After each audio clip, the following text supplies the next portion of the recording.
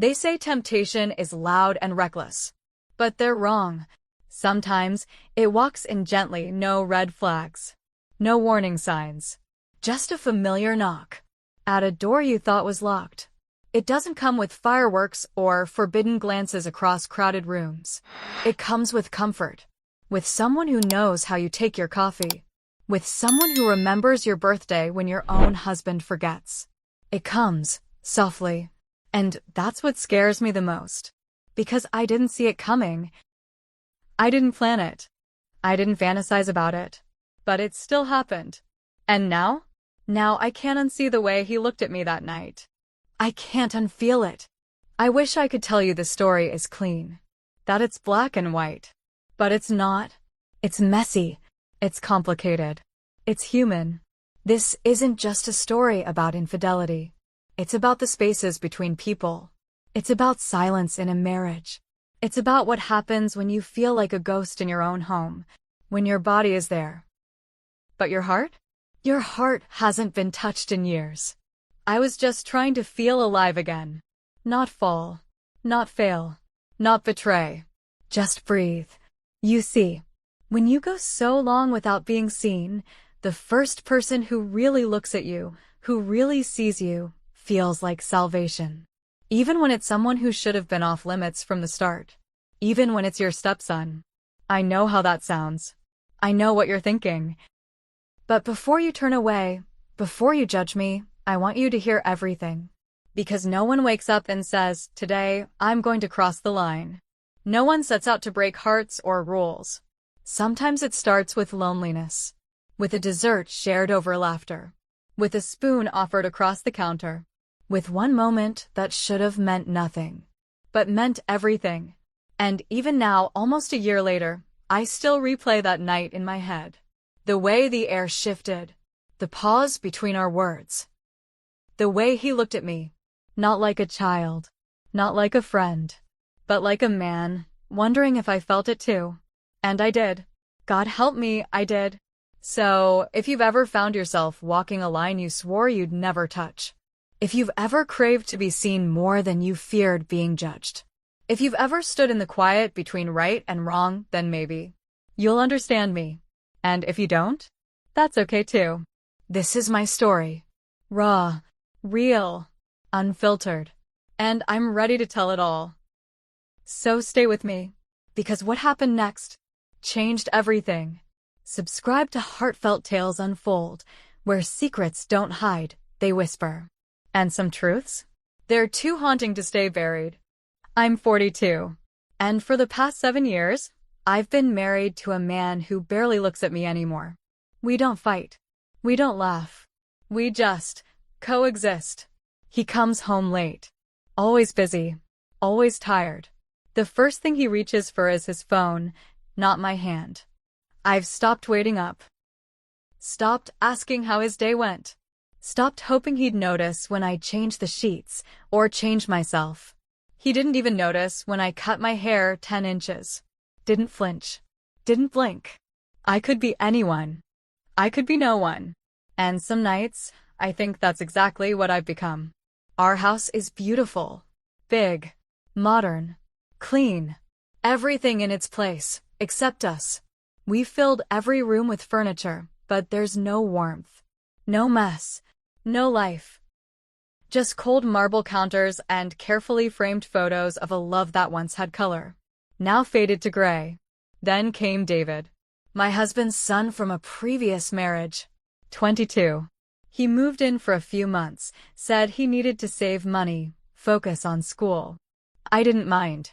He was polite. Quiet. Helpful. He kept to himself mostly. But he noticed things. Little things. He asked about my day.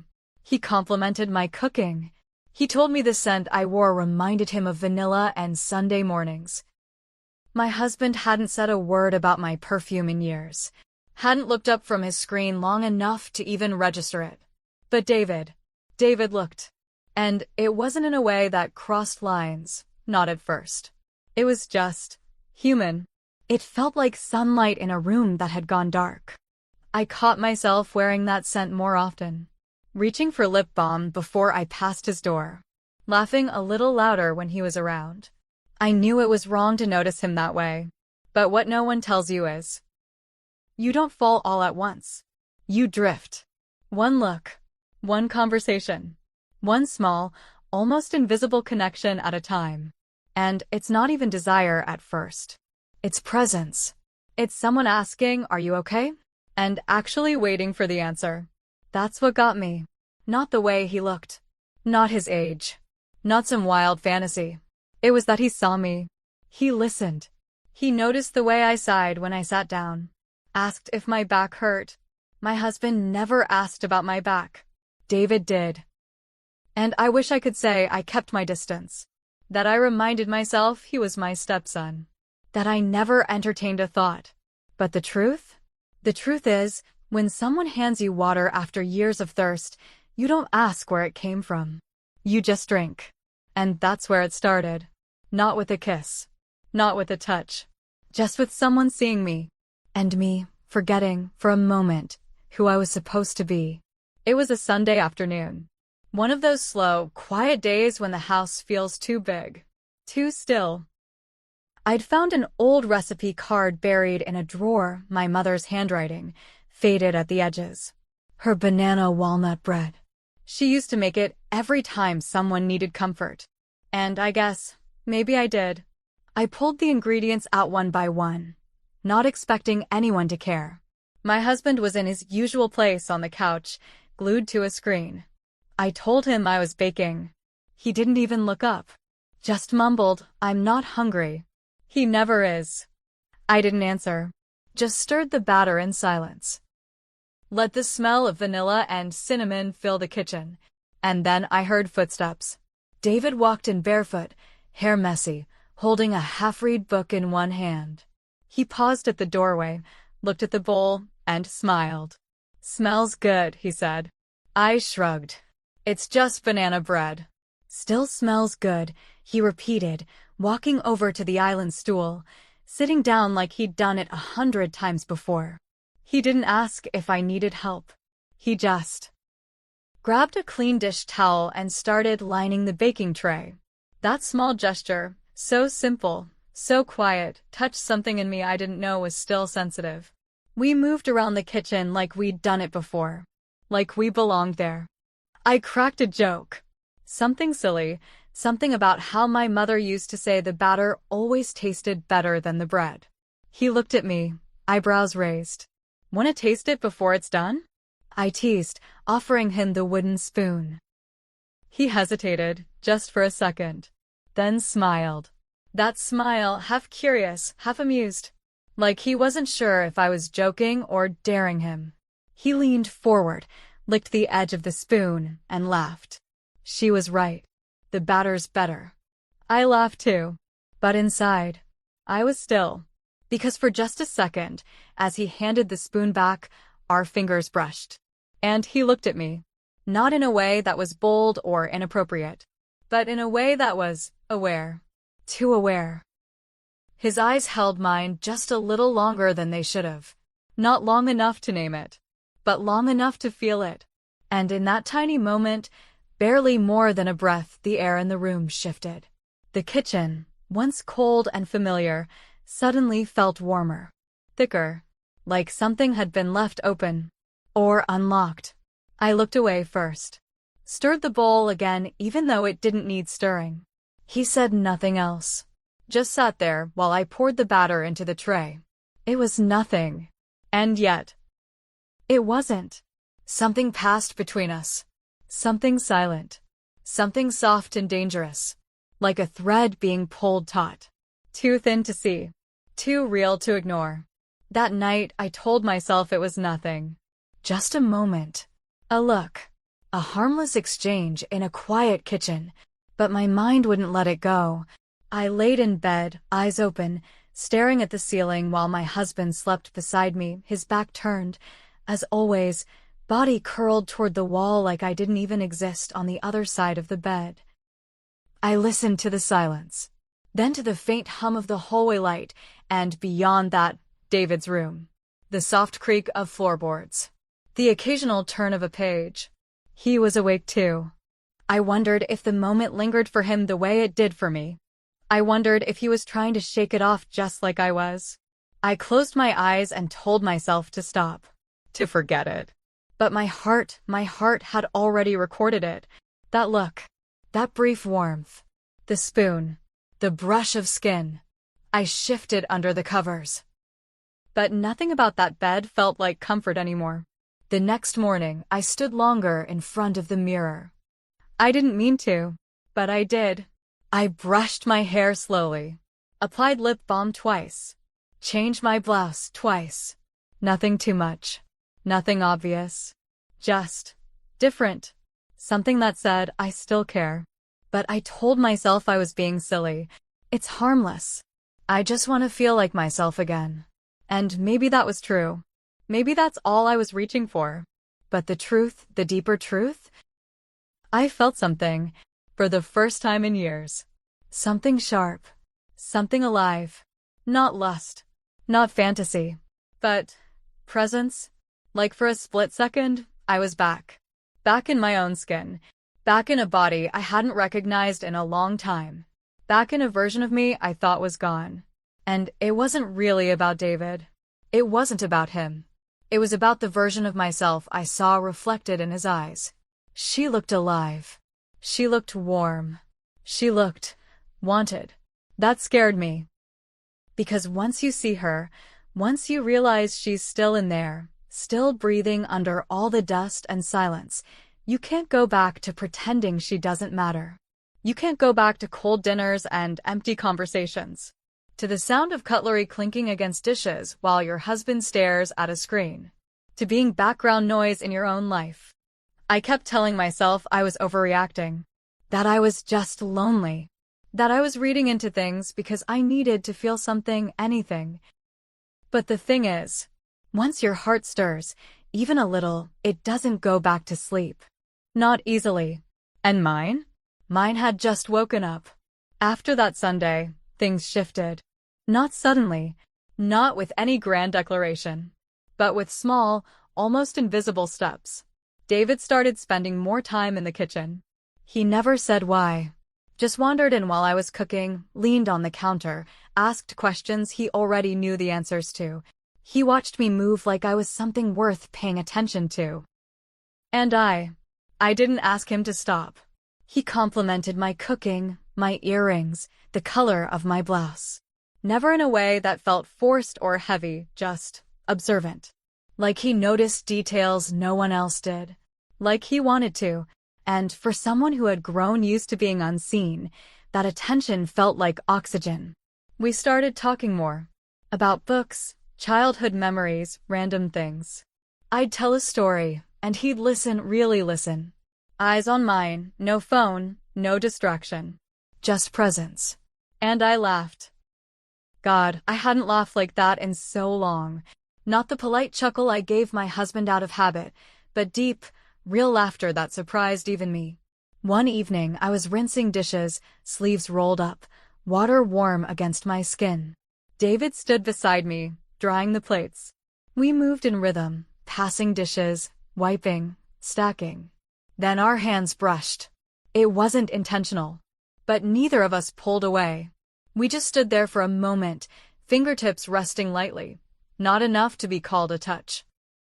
But far too much to call an accident. I looked at him. He looked at me. And in that split second, the room felt charged. Like the space between us was humming. But I didn't move. And neither did he. We just kept drying dishes like nothing had happened. But everything had. A few days later, I baked the banana bread again. Same recipe. Same bowl.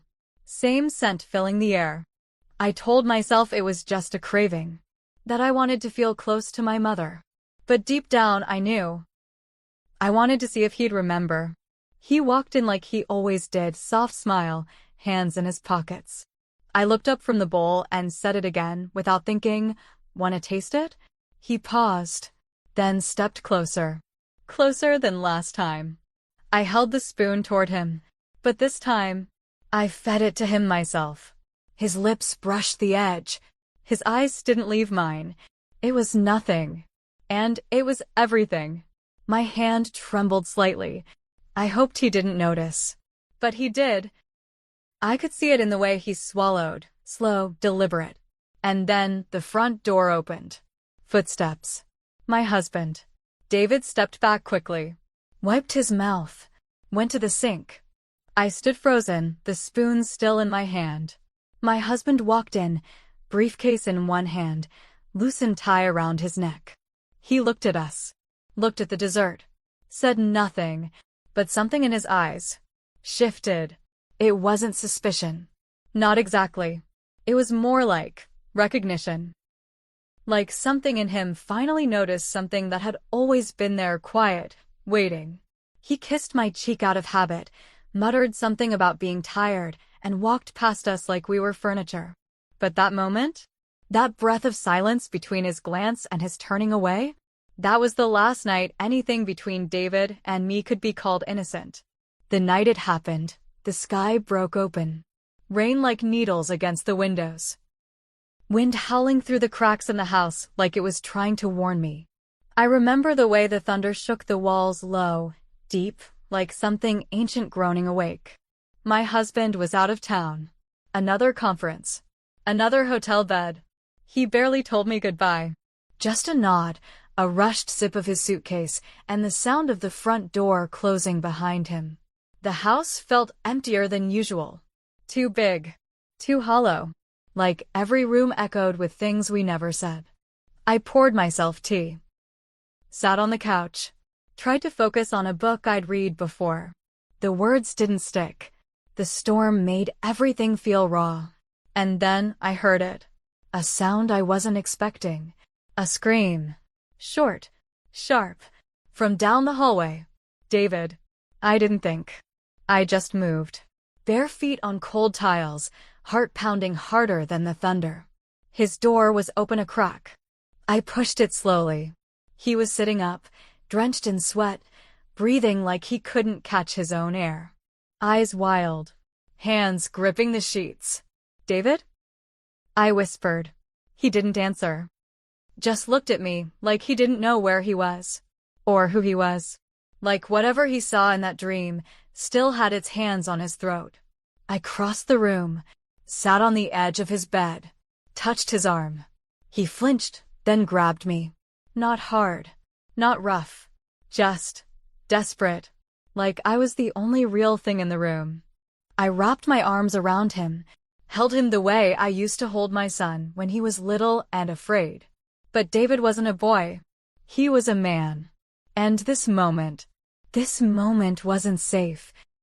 He buried his face in my neck. His breath was warm, shaky. His fingers gripped the back of my robe. And I didn't pull away. I should have. God, I should have. But I didn't.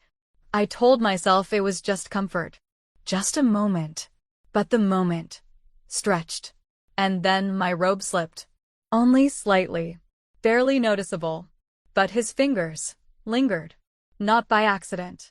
Not out of confusion. They stayed. He pulled back, just enough to look at me. His eyes searched mine. He wasn't crying anymore. He was just looking, seeing me. And I kissed him. He didn't lean in. I did. My mouth met his like it had been waiting. Like it knew. It only lasted seconds. But it shattered everything. We pulled back fast. Like the air burned. Breathless. Eyes wide. Hands trembling. He whispered my name. Barely audible. And I couldn't speak. The shame hit fast. Like a wave. Hot. Ugly. All-consuming. I stood. Too quickly. Almost fell. Didn't look back. I ran down the hall like a thief. Closed my door. Locked it. Pressed my back against the wood like I was trying to hold something in. Or keep something out. And then I looked in the mirror. And I saw her. The woman I swore I'd never become. The woman who crossed the line. Her lips were still parted. Her eyes wide with disbelief. And all I could think was, who the hell am I now? Because I didn't recognize her. Not at all. The next morning, the house was quieter than usual. Not just quiet, but tense. Like even the walls didn't know what to say. I made coffee with shaking hands, stared too long at the steam rising from the pot, hoping it would clear something in me. It didn't. David didn't come to the kitchen. Didn't pass through the hallway. Didn't speak. When I finally saw him, just for a second, he was by the stairs, backpack slung over one shoulder, keys in his hand. Our eyes almost met. Almost. But he looked past me, said, "I'm heading out," like it was any other day, and then he was gone. I stood there in the middle of the kitchen, holding a mug I didn't remember pouring, and everything just slowed. The guilt sat heavy on my chest. Not because of what we did, but because of what we both now carried. Silently. Alone. My husband came home that evening, suitcase by the door, the smell of stale airplane air clinging to his jacket. He hugged me like he always did, one arm, brief, distracted. Asked if dinner was ready before even removing his shoes. I nodded. Said almost. But my mind was elsewhere. Still in that room. Still tasting the moment I never should have let happen. I burned the rice. Forgot the salt. Spilled the wine. He didn't notice. Or maybe he did. But he didn't say a word. Just sat in his chair. Scrolled through his phone. Ate what he could. Left the rest. And somehow, that silence hurt more than any fight ever could. David stayed in the house for another 2 weeks. We barely crossed paths. When we did, it was brief. Polite. Distant. He didn't come to the kitchen as often. Didn't sit by the counter. Didn't offer to help. And I didn't bake. Not once. I avoided mirrors. Avoided my own thoughts.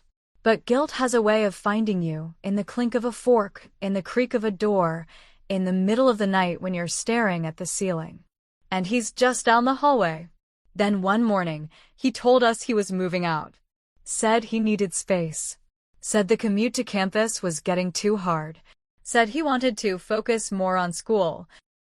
My husband just shrugged. Didn't even look up from his laptop. Boys need to grow up, he said, like it was nothing. Like David hadn't been living under our roof, eating at our table, sharing the air that now felt too tight to breathe.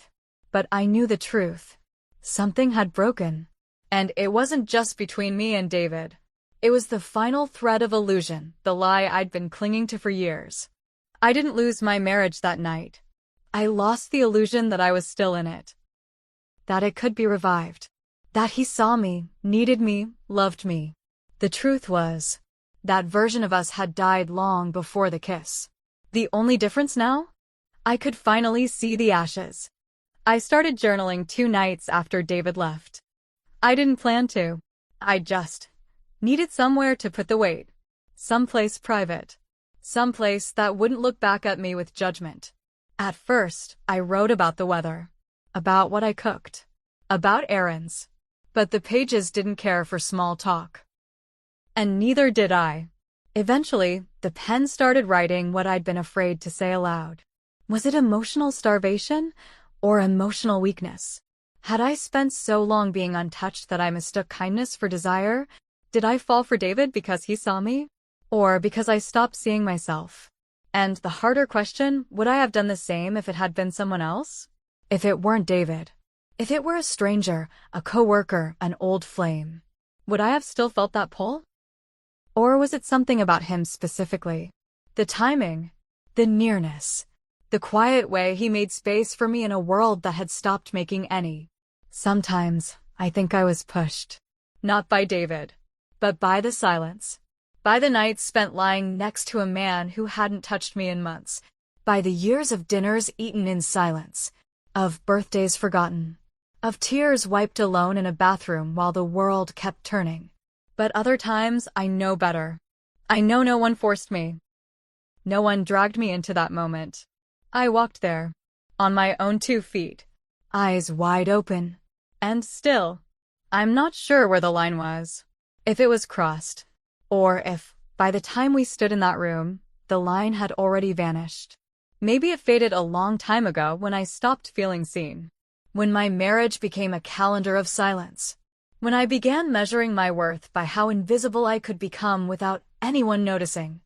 I haven't told a soul. Not a friend. Not a therapist. Not even the page, not really. I still write in riddles. Still keep the truth behind metaphors. Because saying it plainly feels too final. Too bare. But every time I bake that banana bread, every time the scent of cinnamon and warm sugar fills the house, I see his eyes again. The way he looked at me that night. Not with lust. Not with confusion. But with something deeper. Something like ache. Something that mirrored my own. And that's the part one can't forget. Not the kiss. Not the robe. Not even the shame. But that look. That 1 second when someone saw me so clearly, it made me question everything I thought I was. And everything I was trying so hard to pretend I wasn't. Have you ever stood in a moment that blurred every line you thought you believed in? Have you ever reached for something not because it was forbidden, but because it was the only thing that made you feel real again? I ask myself that every day. Was I wrong for craving what my marriage no longer gave? Or was I just human? Is there ever a clean way to hunger? Is there ever a safe way to be invisible and still feel alive? I don't pretend to have answers. I only have my truth. And if you've been here, if you've ever crossed a moment you swore you wouldn't, I want to hear from you. Not to be judged, not to be fixed, but to be understood. Because sometimes, the most honest parts of ourselves live in the stories we're too scared to tell. So tell yours. In the comments, in whispers, in your own way. I read every single one. No judgment here, just echoes of what we're often too afraid to say out loud. And if this story made something stir in you, a memory, a regret, a breath you didn't know you were holding, then maybe it's time to stay a little longer. Subscribe to Heartfelt Tales Unfold, where the truths we bury finally speak. Tap the bell, because the next story might not just sound familiar. It might be yours. Some betrayals don't come dressed in secrets and seduction. They come in aprons, in tired hands, in the way you keep showing up for a life that stopped showing up for you. They taste like cinnamon. And guilt. They don't scream. They whisper. They whisper in shared glances. In a spoon held too long. In the way someone's presence suddenly feels like air after a lifetime of suffocation. And the scariest part? It wasn't what happened. It was how easy it was to happen. How natural it felt to be seen. To be held. To be kissed like I hadn't faded into furniture. So, if I leave you with anything, let it be this. Be careful what parts of yourself you starve. Because hunger doesn't knock. It seeps. It waits. And it will find its way through the cracks you try to hide.